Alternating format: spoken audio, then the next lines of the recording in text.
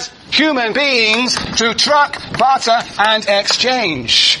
That this propensity, he argues, it is because we are reasoning human beings, and because we speak to one another, perhaps that is the antecedent of the propensity to truck, barter, and exchange, which is the impetus to what? Division of labor. That is the essence of Smith's theory of the division of labor. Now, he's making some claim here, isn't he? Marty. Okay, Mari. Making a claim here about human beings, that they have a propensity to truck, barter, and exchange. How does he justify that claim, that assumption? He says something about no dog. Nobody ever saw a dog make a fair and deliberate exchange. Brilliant! BB, bloody brilliant. Yes, bloody brilliant, because he makes a false move. You identified it. How does he justify this? He said, who has ever seen what does he say? A dog engage in fair and deliberate exchange. Is that right? Where are we? I think it's the bottom of that page. That's right, 4 lines from the bottom. Thank you very much, Mari. Nobody ever saw a dog make a fair and deliberate exchange of one bone for another with another dog. Well, anybody here seen the dogs exchange bones? Well, all right, sounds as though there's an empirical basis for this. Look, this is fascinating for 2 reasons. One is, when anybody is desperate to justify the assumptions they make in their theory, assumptions about human beings, what do?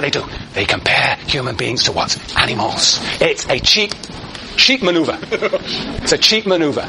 You can say that human beings are conscious beings. Why? Because dogs have not been seen to be thinking. More tricky, I suppose. But anyway, you'll see this. Theorists are always appealing to dogs when they're desperate, or animals when they're desperate to justify the claim they want to make. Anyway, basically what we are going to learn in this course is that all theories are founded on assumptions, some more reasonable than others. Smith's theory is founded on the assumption that there is a human propensity to truck, barter, and exchange, and I think there's a lot of empirical evidence to support it. There are other propensities in human beings, and he himself says that this distinctive capacity to reason and to speak may be at the basis, at the foundation of this propensity to truck, barter, and exchange. But anyway, this is what he is going to emphasize. Now, there's something else that is so interesting, more interesting about this passage. On the dog, on the bones. Nobody ever saw a dog make, listen to this, a fair and deliberate exchange of one bone for another. Fair and deliberate. What is he doing here? He is smuggling in an idea about exchange, about human exchange. What is he saying? He's saying that human exchange is fair and deliberate. And that is very interesting. He is making there, in that very one sentence, he is also making a claim about human beings, that they are purposive beings, that they do things deliberately, and they have some sense of normative judgment, value judgment. They have a sense of justice, of fairness. So he's smuggling in there 2 further claims about human beings, namely that they are purposive beings, that they have goals, and not only do they have goals, but they engage in action with a sense of justice. What that justice is, we don't know. What fairness means, we don't know. But there is something there. It's fascinating. You see how we slowly build up his understanding of a human being just by this throwaway sentence about a dog. Very good, very good, very good. Excellent, excellent. Very good. We're moving along here. Now, all right, that is the original impetus, how it got going in the beginning. But now the question is, how did it develop? How did the division of the labor develop from the propensity? What else does Smith say here? What else does Smith say in this text? How does the division of labor develop? Yes. Excellent. Yes, tell me, what is the sort of the story? Tell me. Not the story, or how would you describe the role of self-interest?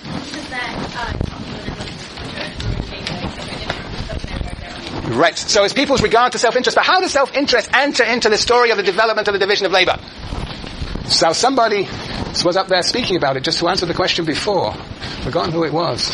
But yes, we've already had the answer. How does self-interest actually propel the development of the division of labor, Smithian? Smithian. We talked about how the native peoples or whatever, one person would be actively engaged in, say, tanning hides or whatever the examples he used, and would find that he could dedicate more of his time doing this and exchange his products for another. So there's self-interest in that he could be more efficient.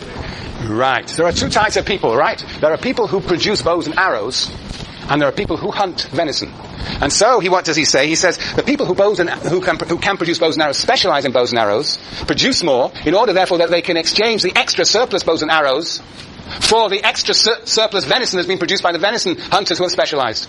So basically what he's saying is that it is self-interest, material self-interest, that drives the division of labor forward. He's going to make a claim that the division of labor specialization will allow people to produce more, produce a surplus, and they have an interest, self-interest in maximizing that surplus so that they can acquire more goods. That is exactly right. Page 19. Page 19. On page 19, where am I? I'm going to quote to you from the top of the page. 2, 4, 6, 8, 10, 12 lines down. 12 lines down from the top of the page on page 19 to 6 words from the right. Are you there, Conrad? From regard to his own interest, therefore the making of bows and arrows grows to be his chief business, and he becomes a sort of armor. Right. And then, of course, there is this previous passage that the previous person referred to on the previous page, on page 18, towards the middle of the page, almost in the middle of the page, 3 words in from the right. He will more likely to prevail if he can interest their self-love, their self-interest in his favor, and show them that it is from their own advantage, to their own self-interest, to do for him what he requires of them. So self-interest, self-love is indeed propelling the division of labor forward. But he makes another assumption. Not only self-interest, but there's something else that he has to assume about the way people produce things. What else does he assume about human beings and the way they produce things? Yes? Oh, Sunny. Sunny. Maybe that people are cooperative. Cooperative. I think you're absolutely right. That wasn't what I was thinking of, but that's a very good claim, that they are able to cooperate from one. They don't just truck, barter, and exchange, they can cooperate with one another. Yes, that's right. Well, what else does he assume? Yes. Did he say that if a person focuses on one thing, he can try to perfect that and make that better? Brilliant. Yes, I think it's buried in there is the idea of people being creative. They can be creative. They can find out new ways of doing things. So he assumes that people are fundamentally creative, cooperative, self-interested, and they have a propensity to truck, barter, and exchange. He makes a lot of assumptions about human beings once we flesh it all out. Yes, very good. So what the argument essentially is, that people pursue their self-interest, material self-interest, that leads them to produce a surplus of venison that can be exchanged for, shall we say, bows and arrows, and it is because people can perfect their talents and are creative that they do so, and that facilitates the advance of their self-interest, because the more they specialize and perfect their talents in one direction, the more they produce, and the more, in a sense, goods they will be able to have because of the more surplus they will have to exchange. Yes, at the back. So when you say that the Israel society is contradicting his earlier statements about how division of labor is through habit as an education, is he saying that they're honing their natural talents and they weren't trained in those fields? So is he saying that our knowledge is the result of learning from the head? Well, that's really great. You're looking for contradictions. I'm not totally convinced that he is in a sense contradicting what he says at the beginning. I mean, he doesn't tell us where the talent for hunting comes from, or the talent for making bows and arrows comes from. I mean, it's quite consistent with the fact that it may be through education, custom, and habit. It may be inherited in the family. Certain families train their children in, amongst other things, hunting, whereas other families will train their children in making bows and arrows. Well, then this isn't real. But then would it not really be the origins of the division of labor, because they've already conceded? So yes, when we're now on the development of the division of labor. We have the origins is to do with this propensity to truck, barter, and exchange. But what pushes it forward is the possibility of specialization. And he's saying that, and that's not inconsistent with what he's already said about the way people differentiate and have different talents. Yes, what pushes it forward is the self-interest, material self-interest, in actually accumulating more goods, and they can do this by producing, in specialized ways, certain goods and exchanging them for things that they want. Okay, yes, Josephine.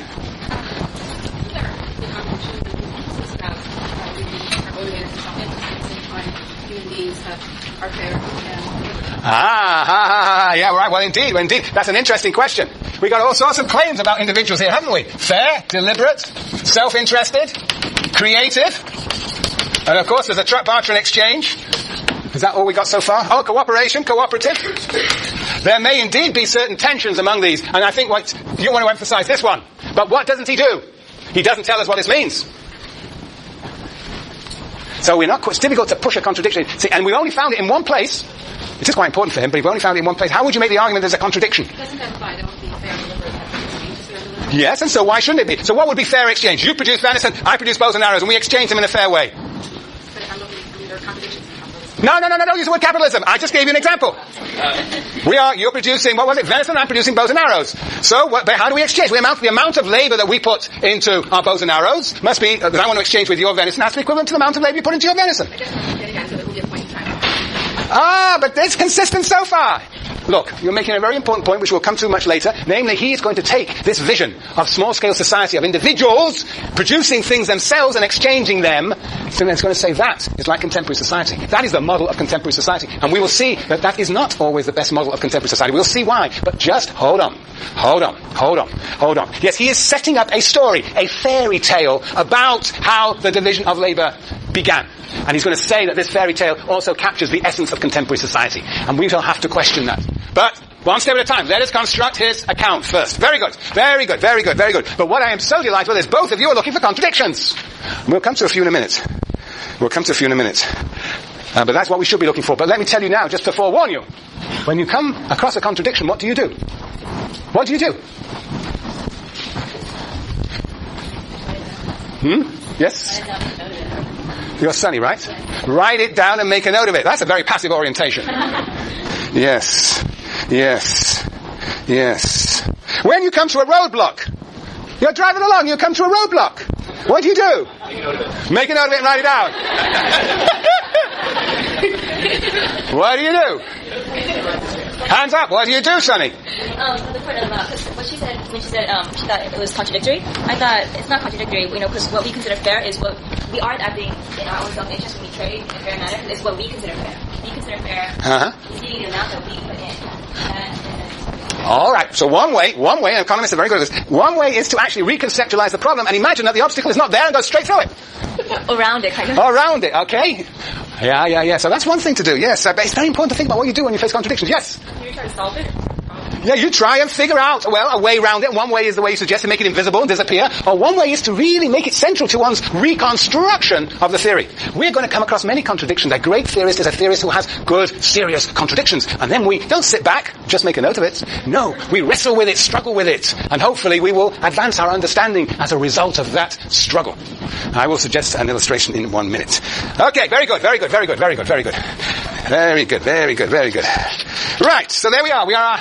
We've done the origins and development of division of labor, and now we come to the conditions of development of division of labor. Now, this is very important to distinguish between the causes of the development of division of labor, which is all to do with self-interest, and the conditions. Look, what do you have to do in this class? You have to read. And you spend a lot of time reading and rereading. But books are what? Do they cause you to read? They are a condition for you to read. Having the reader, the Marx Engels reader, is a necessary condition for you to read. But what causes you to read is what? Self-interest? Tell me about it, Conrad. If you're interested in whatever it is you're reading, you're going to pick it up and read it. Self-interest for Smith means material self-interest. So what is this material self-interest you have in reading? A grade. A grade, that's it. And not just any grade. Not just any grade, an A+. Yes, you're driven. Yes, this is your motivation. That's what causes you to read. But a condition of that reading is having the resources, the book, the reader. Very good. Very good. So we're going to talk about the conditions of the development of the division of labor. What are the conditions of the development of the division of labor? What are the conditions necessary for the propensity to truck, barge, and exchange to lead to the division of labor? That is the motor cause, the original cause, the impetus. But what are the necessary conditions for the division of labor to develop? Yes? Surplus? Yes. Why surplus? Good. Tell me more. Surplus that we have something to order. So you have something, so you have a supply of something. You have a supply of something to exchange. So there has to be a supply. And there has also to be a demand, right? It's no good producing all this venison if nobody wants to exchange it for whatever, bows and arrows. There has to be a demand for venison. Mustn't saturate the world with venison. So there has to be a supply and a demand that makes possible what? Exchange. This is really crucial that we have exchange. The propensity to truck, barter, and exchange. This is a propensity. Is realized in exchange. Is real exchange when we have a supply of goods and a demand for goods. Exactly. That is a condition for the development of the division of labor. Now, what determines a supply of goods? Well, Smith says, indeed, supply is determined by the production of surplus. The more we produce, the more there is available, as you said, to exchange. Now, the question is, now, and he says on page 15 and 19, and you can look it up, and you've read it already many times, the question now is, what determines for Smith the demand for goods that makes possible the exchange? The demand. What does Smith say about demand? Demand. What shapes demand? The demand for goods. Syriana, no? Syriana. Right. The ship stands for good in a multitude of people. Sorry, say that again, sorry? A multitude of people, because it talks about